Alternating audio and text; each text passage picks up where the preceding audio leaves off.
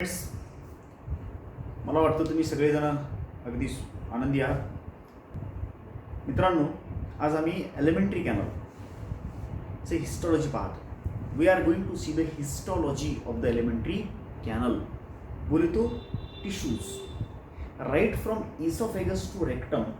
एक ही pattern histology का है. What is histology? हिस्टोलॉजी का मतलब वो क्या होता है? What is histology? हिस्टोलॉजी का मतलब होता है study of tissue. Study of tissues. अगर हम टिश्यूज के लेवल को जाते हैं तो हिस्टोलॉजी होती है. किसी ऑर्गेनिज्म का अगर हम इंटरनल स्ट्रक्चर स्टडी करते हैं तो एनाटॉमी होती है.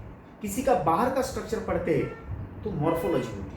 और किसी के बॉडी रिएक्शंस को पढ़ते हैं तो फिजियोलॉजी पढ़ते हैं. फिजियोलॉजी माने स्टडी ऑफ बॉडी रिएक्शंस. यहाँ पे दोस्तों हम एलिमेंट्री कैनल का हिस्टोलॉजी देख रहे हैं. कहाँ से कहाँ तक? राइट फ्रॉम ईसोफेगस से लेकर के रेक्टम तक. You know better, this is the oesophagus. उसके बाद आता है स्टमक. उसके बाद आता है स्मॉल इंटेस्टाइन. इस तरह से small intestine and large intestine. Okay, what is this called? Large intestine. Large intestine and the rectum and anus. ये है अलग अलग parts of the alimentary canal. इसके ऊपर क्या है? Mouth and buccal cavity. ये जो है वो स्मॉल इंटेस्टाइन का हिस्सा इसके अंदर का. This is the small intestine. Okay, and this is caecum जो हमने इसके पहले देखा है. सीकम एक साइड को अपेंडिक्स.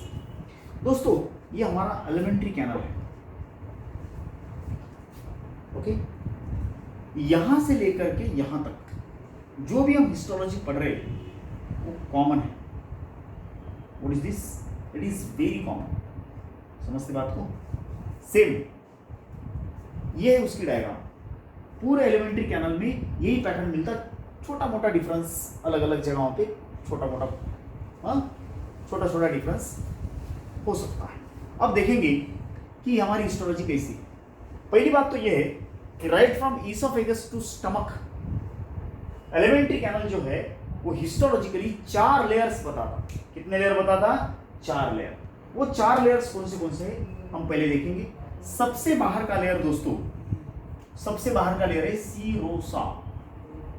सीरोसा मैं यहां निकालता ब्लू पेन से. This is the serosa. ये वाला सबसे बाहर का लेयर है दोस्तों. This is called as serosa. This is the serosa. उसके नीचे दोस्तों मस्कुलैरिस नाम का सेकेंड लेयर है. मस्कुलैरिस. तीसरा लेयर इज सब म्यूकोसा एंड सबसे अंदर वाले लेयर इज द म्यूकोसा. तो कितने लेयर्स पड़े? 4 लेयर्स. ये मैं 4 लेयर किसके बोल रहा? These are the 4 layers of alimentary canal right from this oesophagus to the rectum. Oesophagus से रेक्टम तक कॉमन पैटर्न है जिसके अंदर हमें मिलते हैं 4 layers as the serosa, muscularis, submucosa and mucosa. serosa, muscularis, यहाँ से यहाँ तक पूरा muscularis है. ये दोनों लेयर muscularis के लेयर है. ये हो गया serosa और ये रहा submucosa. ये submucosa एंड यहाँ से यहाँ तक ये है mucosa. मैं फिर से बोल रहा, elementary canal right from esophagus to rectum show common histology. Histologically 4 प्रकार के लेयर्स हमें दिखते हैं एलिमेंट्री कैनल के अंदर. वो 4 लेयर कौन से? एक बार फिर से देखो. सीरोसा सबसे बाहर, म्यूकोसा सबसे अंदर. किसी ने पूछा कि फूड किसके संपर्क में होता, तो भैया इसके संपर्क में होता है. ये हमारा पाइप इस तरह से चल रहा है और फूड इसके अंदर से आगे आगे बढ़ते रहता. It is called as peristalsis. What is that called? Peristalsis. Peristaltic movement से वो आगे बढ़ता है और उसके लिए ये मसल लेयर बहुत ज़्यादा इंपॉर्टेंट है. Smooth muscle. अब हम देखेंगे एक एक लेयर का थोड़े से टिश्यूज एंड कैरेक्टर्स. सीरोसा सबसे बाहर का है दोस्तों और सीरोसा जो है वो बना है इपिथेलियल लेयर और कनेक्टिव लेयर से. कनेक्टिव टिश्यू और इपिथेलियल टिश्यू इन दोनों से बना है. सीरोसा के अंदर जो सबसे बाहर है, इस सीरोसा के अंदर जो इपिथेलियल टिश्यू है it is called as mesothelium और कनेक्टिव टिश्यू है. Connective tissue and epithelial tissue, इन दोनों से बना है हमारा सीरोसा, जो सबसे बाहर है और इसका मेन काम जो है वो प्रोटेक्टिव है. It is just protective in nature. This is the outer most layer called as serosa. Serosa के बारे में क्या बोलेंगे? It is made up of mesothelium and connective tissue. अब आएंगे हम मस्कुलरिस पे. दोस्तों जो मस्कुलरिस नाम का लेयर है ना, it is made up of smooth muscles. कौन से वाले मसल? Smooth muscles. ये स्मूथ मसल जो होते हैं वो बिना थके काम करते रहते हैं, दिन रात काम करते रहते हैं. थकना मना आहे, हे कधीच थकत नाहीत. स्मूथ मसल्स जे इथं आहेत मित्रांनो, थोडंसं लक्ष द्या. याच्यामध्ये जे स्मूथ मसल इथं आहेत ते दोन आहेत. बाहेरून लॉन्जिट्यूडिनल नाम के स्मूथ मसल्स एंड जो अंदर है वो है circular smooth muscles. Circular smooth muscles. ये दो लेयर हमको दिखते हैं राइट फ्रॉम ईसोफेगस में. दो लेयर मिलते हैं, लेकिन स्टमक के अंदर अगर आप आते तो एक तीसरा लेयर ज्वाइन होता है, वो है ऑब्लिक मसल लेयर. लॉन्जिट्यूडिनल और सर्कुलर ये ईसोफेगस में है, इंटेस्टाइन में है, लार्ज इंटेस्टाइन में है, रेक्टम में. सिर्फ स्टमक को छोड़ के. स्टमक जो है वो बहुत ज़्यादा फिजिकल मूवमेंट्स उसको करने पड़ते हैं. स्टमक को फिजिकल मूवमेंट्स ज़्यादा करने पड़ते हैं और इसीलिए stomach is supplied with maximum musculature. इसको मस्कुलेचर थोड़ा सा ज़्यादा है. दोस्तों एक जे शेप बैग है स्टमक बोले तो, उसमें आय वाला फूड जो है ना उसको घुमा घुमा के एकदम मिक्स करना पड़ता है ताकि आगे डाइजेशन इजी हो. For the easy digestion it makes the very thorough mixing of the food. For that purpose there is need of maximum musculature. Muscles ज़्यादा चाहिए और इसीलिए स्टमक का जो वाल है, स्टमक की जो दीवार है, उसमें 3 लेयर पड़ते, बाकी सब में 2 लेयर. Longitudinal, circular. बाहर से लॉन्जिट्यूडिनल, अंदर से circular. Internal muscle layer is circular and outer muscle layer is longitudinal. इसका काम क्या है दोस्तों? इसका काम है पेरिस्टाल्टिक मूवमेंट करवा के लेना. फूड जो आगे बढ़ता है हमारी पचन संस्था में वो इन्हीं की बदौलत. यांच्यामुळेच अन्न पुढं पुढं सरकतं, नाहीतर अन्न जिथल्या तिथं थांबलं असतं. हे मूवमेंट्स तयार करतात इथं, because they are smooth muscle. मग सांगा, फक्त एक ऑर्गन सोडला एलिमेंटरी कॅनलचा तर बाकी सगळ्या पार्ट्समध्ये किती लेयर्स आहेत मसलचे? 2 लेयर. बाहरचा लॉन्जिट्यूडिनल, अंदर वाला सर्कुलर. सिर्फ स्टमक में कितने हैं? 3 लेयर. बाहर का लॉन्जिट्यूडिनल, अंदर का सर्कुलर और ऑब्लिक मसल लेयर. अब आते हैं हम सब म्यूकोसा पे. दोस्तों ये सब म्यूकोसा जो है इसमें मसल वगैरह कुछ नहीं, लेकिन ब्लड वेसल्स है. इसमें क्या क्या है बोलता? ये है सब म्यूकोसा. सब म्यूकोसा. इसमें क्या क्या है दोस्तों? ब्लड वेसल्स है और नर्व्स है और लिम्फेटिक वेसल्स है. ये सारी बातें आपको मिलेंगी यहाँ सब म्यूकोसा के अंदर. अब इसमें छोटा छोटा बदल ऐसा है कि सब mucosa of duodenum Brunner's gland contain करते, जो म्यूकस ग्लैंड्स है. मैं डिओडिनम बोल रहा. डिओडिनम बोले तो स्मॉल इंटेस्टाइन का first part. The first part of small intestine is called as duodenum. यहाँ आपको दिख रहा है डिओडिनम, में बताता. ये स्टमक है तो ये रहा डिओडिनम, यू शेप्ड पार्ट है.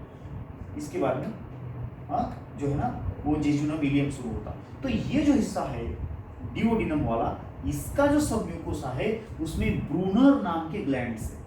कौन से? Brunner's glands. और ये म्यूकस बनाते हैं.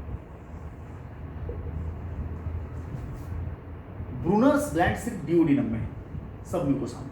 और यही सब म्यूकोसा अगर आप इलियम का देखते हैं तो वहाँ कुछ पेयर्स पैचेस नाम के ग्लैंड्स है, जो ग्लैंड्स बोलने की बजाय they are lymphoid tissue. It's a lymphoid tissue. बाकी कोई फर्क नहीं है. इस सब म्यूकोसा के अंदर क्या क्या है जरा देख लो एक बार. सब म्यूकोसा लास्ट बट 1 लेयर, इसके बाद डायरेक्ट म्यूकोसा आता है. सब म्यूकोसा में ब्लड वेसल्स है, नर्व्स है, लिम्फेटिक वेसल्स है. सब म्यूकोसा जो है वो डिओडिनम का अगर है तो ब्रूनर्स ग्लैंड्स है. सब म्यूकोसा अगर इलियम का है तो उसके अंदर जो है पेयर्स पैचेस है. ब्रूनर्स ग्लैंड म्यूकस ग्लैंड से म्यूकस बनाते हैं. एंड उसके बाद लास्ट हिस्सा आता है, सबसे इनरमोस्ट हिस्सा आता है, that is called as mucosa. दोस्तों ये जो म्यूकोसा है ना, ये वाला म्यूकोसा वो कई फोल्ड्स में ऐसा डिवाइड हुआ है. It has got divided into many folds. ये फोल्ड्स स्टमक में है, तो इन फोल्ड्स को हम बोलते रुगी। क्या बोलते? रुगी, रुगी, रुगी।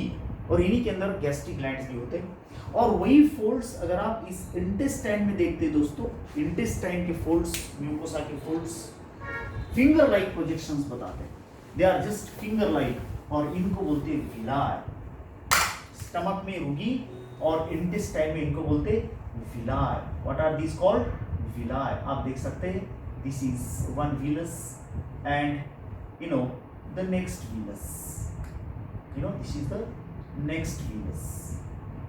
ये एक व्हीलस आप देख सकते हैं। ये जो विलाय है ये ऊपर है, नीचे दो विलाय के बीच में कुछ खड्डे बन रहे हैं, कुछ खड्डे बन रहे हैं, और इन खड्डों को we call as the crypts of Lieberkuhn. They are called as the crypts. ये क्रिप्ट ऑफ लिबरकन, देखो दोस्तों, this is called as crypt of Lieberkuhn, crypt of Lieberkuhn. These are the crypts of Libercon। ये villus villus villus, ये intestine की story है।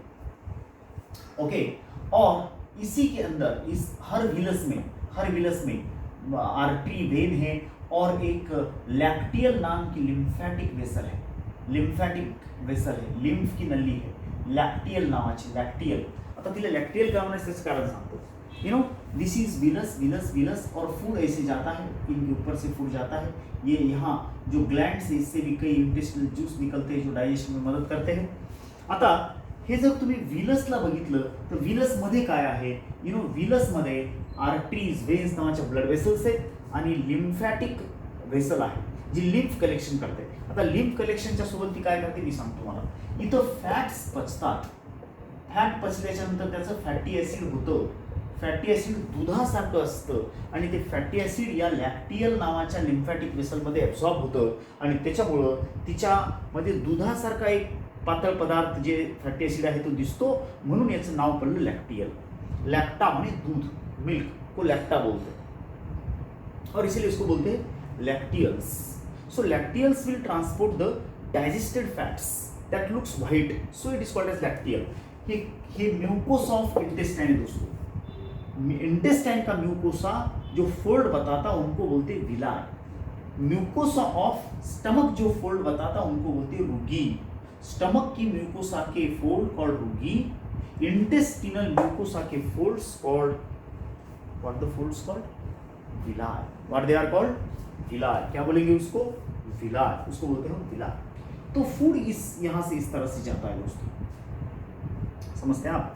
This is how this is the mucosa, the innermost layer of the digestive tract, alimentary canal का सबसे अंदर का layer है mucosa. सगळ्यात आतला लेयर काय ना? Mucosa. Innermost layer is called as mucosa. Okay, तो म्यूकोसा, स्टमक के म्यूकोसा के फोल्ड्स कॉल्ड रुगी, इंटेस्टाइन के म्यूकोसा के fold called villi. Villi show finger like projections. याच्या व्यतिरिक्त या विलायच्या वर काही सेल्स आहेत विथ ब्रश बोर्डर, और छोटे छोटे तुमचवटे त्याच्यावर असतात, त्याच्यामुळे डायजेशनला जेने स्पेस मिळतो। मी काय म्हणतो लक्षात येतं? म्यूकोसा कसा आहे? फोल्डेड आहे। असे फिंगर सारखे प्रोजेक्शन दाखवत असेल तर तसा म्यूकोसा आम्हाला इंटेस्टाइनमध्ये सापडतो, आणि नुसते फोल्ड असतील तर त्या फोल्ड्सला आम्ही रुगी असं म्हणतो। What they are called as rugae. So this is the histology of your alimentary canal. Thank you very much.